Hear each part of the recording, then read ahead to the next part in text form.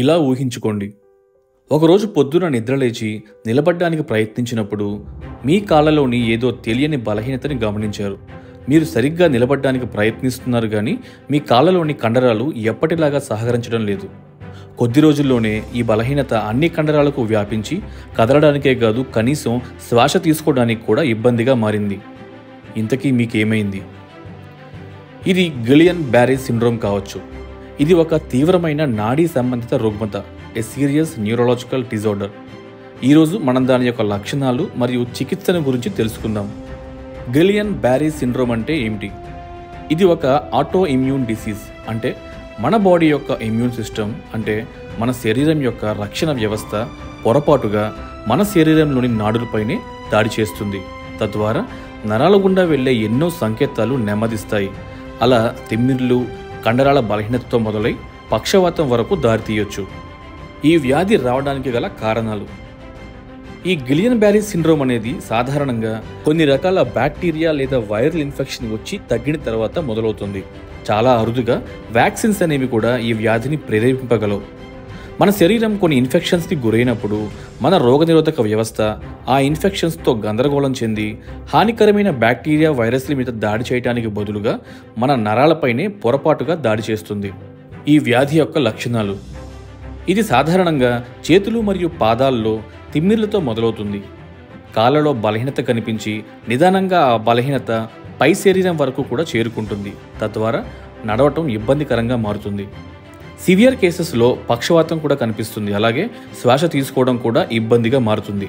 అటువంటి సమయంలో పేషెంట్కు వెంటిలేటర్ అవసరం కూడా కావచ్చు.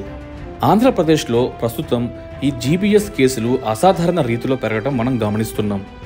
ఇటీవల నివేదికల ప్రకారం గుంటూరు జీజీహెచ్లో ఎక్కువగా 7 కేసెస్ అడ్మిట్ అవ్వడం చూసాం. అంతేకాకుండా వైజాగ్, కాకినాడ, శ్రీకాకుళం, విజయవాడ, అనంతపూర్లో కూడా ఈ కేసెస్ రావడం చూసాం. అయితే మనం గుర్తుంచుకోవాల్సిన విషయం ఏంటంటే ఈ వ్యాధి అనేది అంటువ్యాధి కాదు.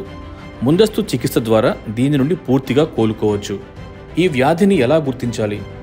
కండరాల్లో ఏమైనా బలహీనతను గమనిస్తే వెంటనే వైద్యుల్ని సంప్రదించాలి. వైద్యులు క్లినికల్ ఎగ్జామినేషన్ చేసి లుంబార్ పంక్చర్, నర్వ్ స్టడీస్ ద్వారా ఈ వ్యాధిని గుర్తిస్తారు. దీనికి చికిత్స ఏంటి? ఈ గిలియన్ బ్యారే సిండ్రోమ్ అనేది ఒక మెడికల్ ఎమర్జెన్సీ. చికిత్సను త్వరగా ప్రారంభిస్తే ప్రాణాలను కాపాడుకోవచ్చు.